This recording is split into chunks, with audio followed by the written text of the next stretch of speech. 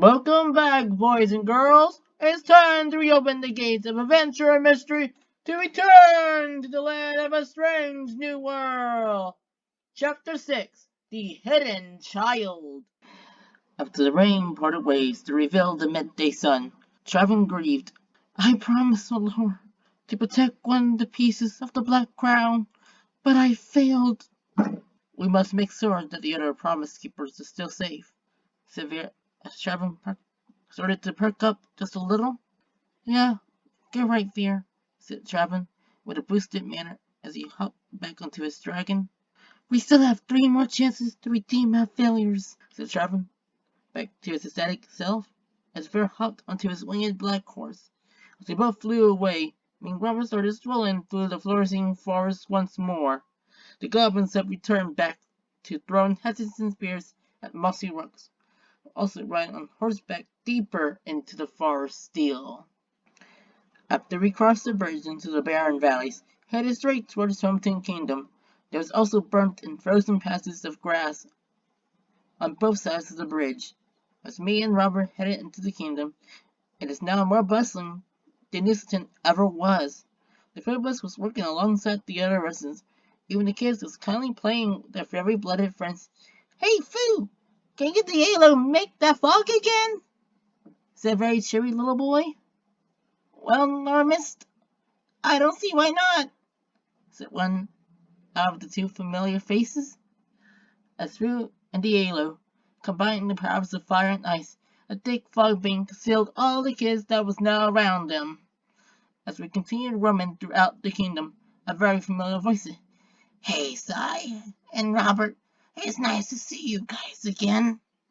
As me and Robert turned around to see Miss Sifling flopping towards us. Well, it does seem like a lot has changed around here, as we started to follow the seemingly ageless woman. As we all entered a lonely house on the edge of the kingdom, a giant marble shouted, Hey, I still know you!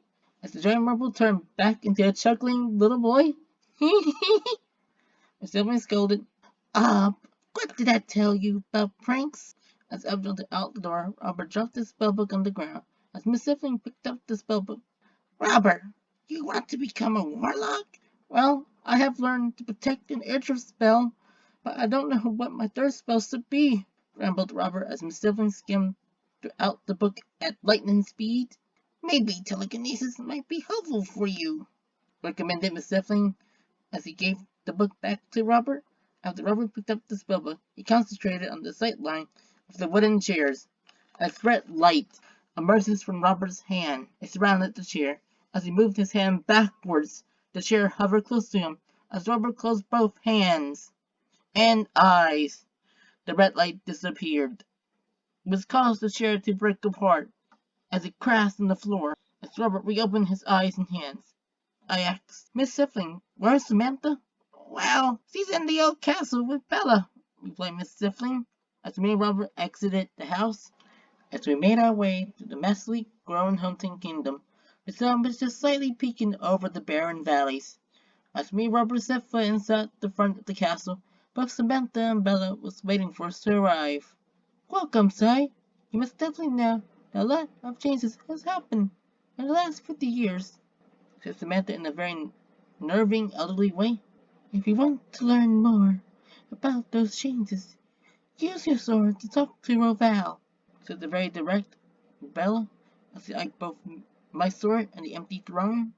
So I moved forward closer to the throne as I unsheathed the simmering survivor's blade. The blue girl pulses throughout it.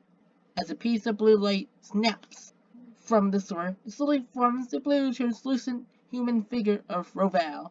Nice to see you again, Sai, said Roval as the white void dome covered the throne room. Shortly after you left, Sai, me and Bellevue met to discuss some issues, said Roval as the void Sir Bellevue's cottage. As both Roval and Bellevue shook hands in front of the cottage, Roval said, To that very day, we ditched the idea of a crown. 2 kingdoms not being united by a king, but instead by a council of elders, said Roval as it disappeared with the dome. Me, Bella, and Miss Sifling and Taffin are all elders within the council, said Samantha as I withdraw my sword. We also offered Tita Lissy, Melissy, and Chief Winger to become members of the council, but sadly they all rejected that notion, said Bella as me and Robert walked out of the castle into the early moonlight. As they spotted the seemingly ageless princess, Kel and Kyle were all holding the piece of the Black Crown.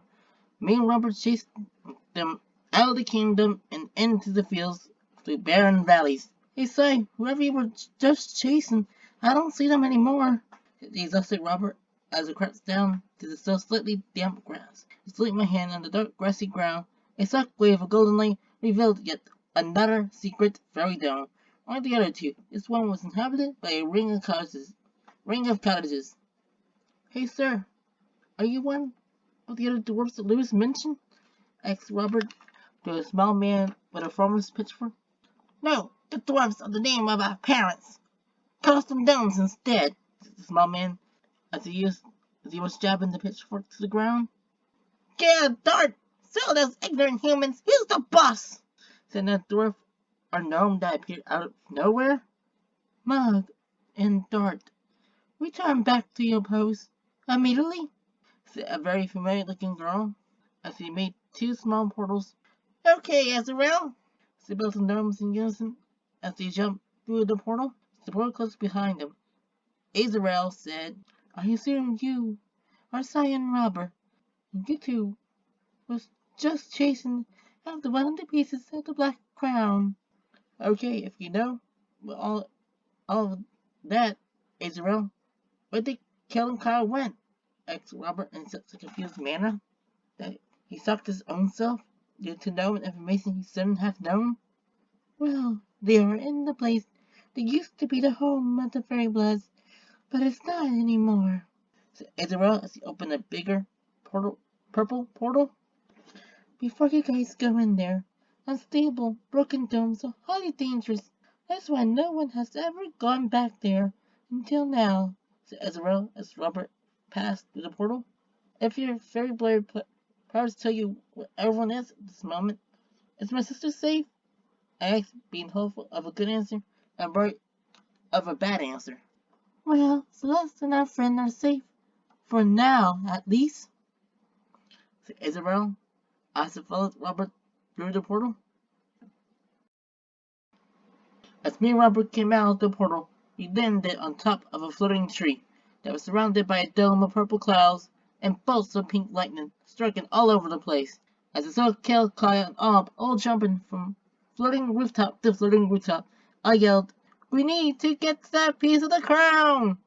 As the red light emerges from Robert's hand, surrounded a floating rooftop. As he slowly pulled back his arms, the rooftop slowly floated closer towards us.